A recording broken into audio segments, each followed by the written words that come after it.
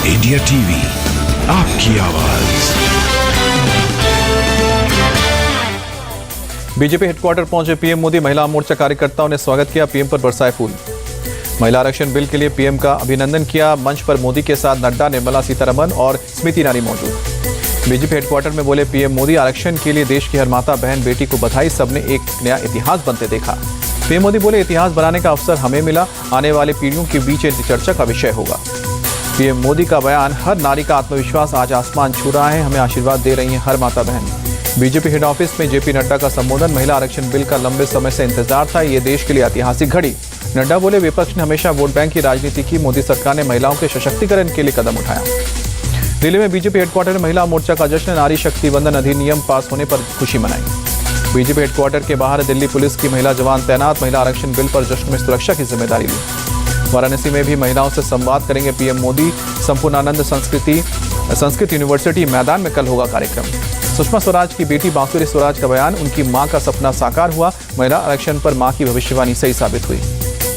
केंद्रीय मंत्री भारती पवार का विपक्ष पर पलटवार। सिर्फ विपक्ष कर रहा है सियासत। पीएम के फैसले पर सभी को गर्व। महिला आरक्षण बिल राज्यसभा में पास होने पर केंद्रीय मंत्री स्मृति ईरानी ने की पीएम मोदी की तारीफ। कहा कि मोदी है तो मुमकिन है। बीजेपी सांसद दिया कुमारी का बिल पास होने पर बयान। कहा कि ये एक सपना था जिसे पीएम मोदी ने साकार किया। केंद्रीय गृह मंत्री अमित शाह ने ट्वीट करके महिला आरक्षण बिल को बताया मील का पत्थर। लिखा, जहां चाह होती है वहां राह होती है। महिला आरक्षण बिल राज्यसभा में पास, सर्वसम्मति से पास हुआ। बिल के पक्ष में सभी 214 सांसदों ने वोट किया।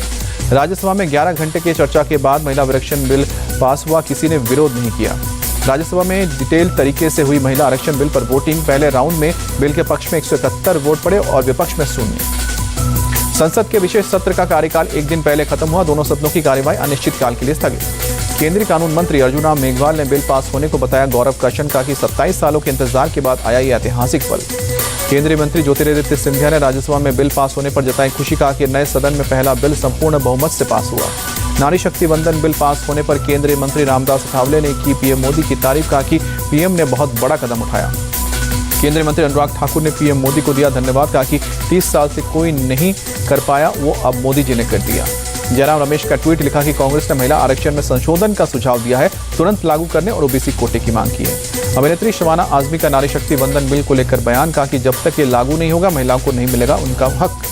लोक गायिका मालिनी अवस्थी ने बिल पास होने पर सरकार की तारीफ की। कहा कि जो समर्थन मिला वो भारत के स्वस्थ लोकतंत्र को दिखाता है। कनाडा के पीएम जस्टिन ट्रूडो ने एक बार फिर से भारत पर लगाया आरोप। खालिस्तानी आतंकवादी निज्जर की हत्या के पीछे भारतीय एजेंट्स का हाथ बताया। जस्टिन ट्रूडो ने न्यूयॉर्क में कहा कि इस बात को मानने के लिए विश्वसनीय वजह है कि कनाडा की धरती पर हत्या में भारत सरकार के एजेंट शामिल थे। जस्टिन ट्रूडो ने अंतर्राष्ट्रीय कानून और निष्पक्ष जांच का हवाला देते हुए कहा, भारत सरकार इन आरोपों को गंभीरता से ले और हमारे साथ मिलकर काम करे। अमेरिका ने ट्रूडो के भारत पर लगाए आरोपों को किया खारिज। अमेरिकी एनएसए जैक सुलिवान ने कहा कि अगर सबूत है तो दिखाओ। एनएसए जैक सुलिवान ने कहा कि कनाडाई समकक्षों और भारत सरकार के संपर्क में मामले की तह तक जाने के लिए जांच का करते हैं समर्थन।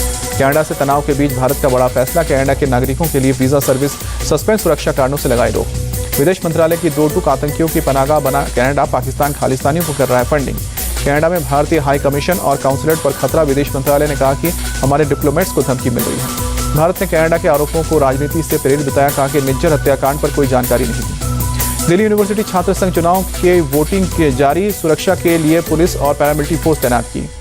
दिल्ली विश्वविद्यालय के करीब 1 लाख छात्र वोटिंग करेंगे। शाम को 7:30 बजे तक 52 बूथों पर वोटिंग होगी।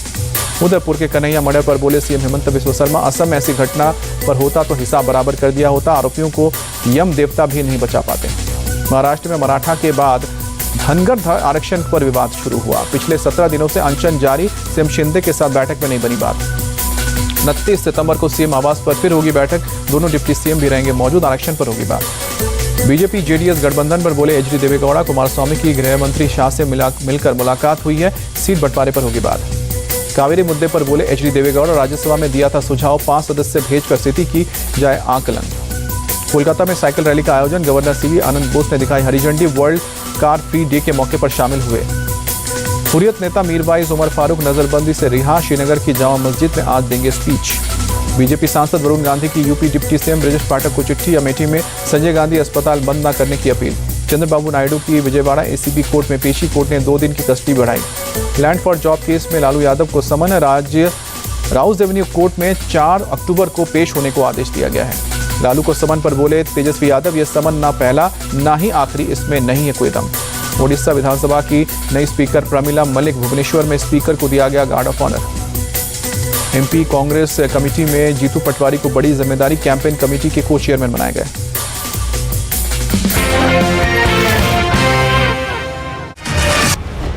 झूठ पर